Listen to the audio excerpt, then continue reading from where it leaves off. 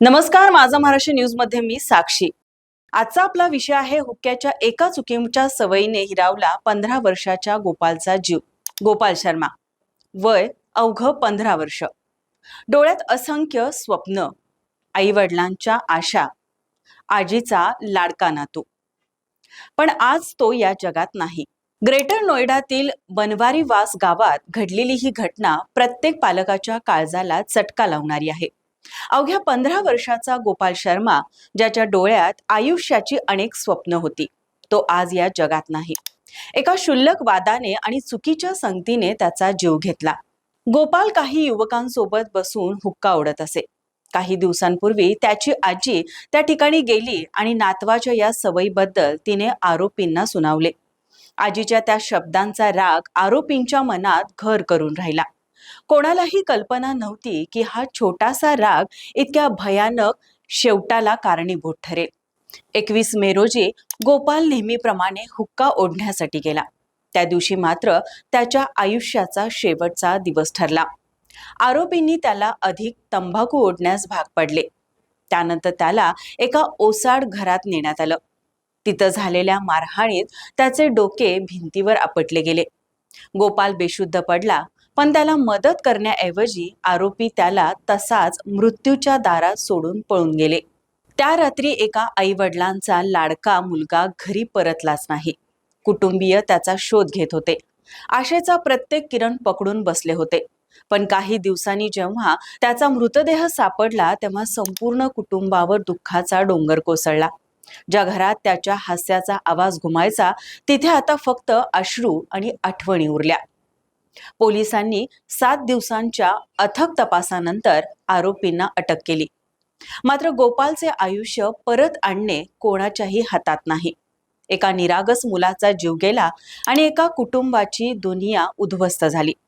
या घटनेने पुन्हा एकदा दाखवून दिले की चुकीची संगत, व्यसनांच्या सवयी आणि क्षणिक राग किती भयानक परिणाम घडवू शकतात। गोपालची कहाणी केवळ एका हत्येची नाही, तर प्रत्येक पालक आणि तरुणांसाठी एक वेदनादायी इशारा आहे। गोपाल गेला, पण मागे ठेवून गेला एक प्रश्न। जर त्याने त्या दिवशी हुक्क्याचा मार्ग निवडला नसता, तर कदाचित आज तो आपल्या कुटुंबासोबत हसत खेळत असता। एका आजीने नातवाला वाईट सवयीपासून दूर ठेवण्याचा प्रयत्न केला होता, पण नियतीने तिच्याच डोळ्यासमोर तिच्या लाडक्या नातवाला कायमचे हिरावून घेतले।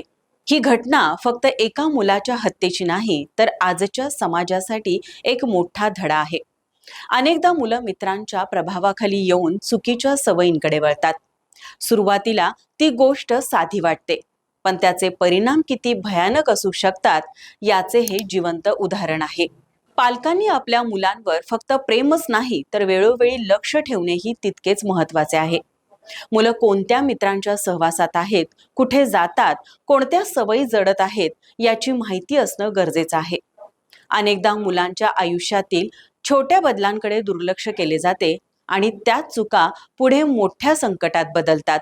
मुलांनाही हे समजून घ्यायला हवे की प्रत्येक मित्र खरा मित्र नसतो। चुकीची संगत, व्यसनांची आवड आणि क्षणिक मजा कधी आयुष्यभराची शिक्षा बनू शकते हे सांगता येत नाही।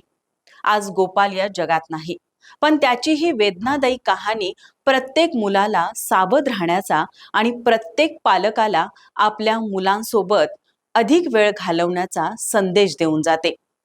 मुलांना चांगले शिक्षण देणं महत्त्वाचं आहेच, पण त्याहून महत्त्वाचं म्हणजे त्यांना योग्य संस्कार, योग्य मित्र आणि योग्य दिशा देणं। काही क्षणांची सवय, पण त्याची किंमत संपूर्ण आयुष्याला मोजावी लागू शकते।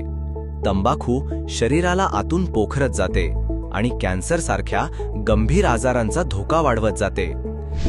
पण आज घेतलेला थांबण्याचा निर्णय उद्याचं निरोगी आयुष्य वाचवू शकतो। या जागतिक तंबाखू विरोधी दिनी व्यसनापेक्षा स्वतःची काळजी निवडा। ताज्या घडामोडी पाहण्यासाठी माझा महाराष्ट्र न्यूजला आजच सबस्क्राईब करा।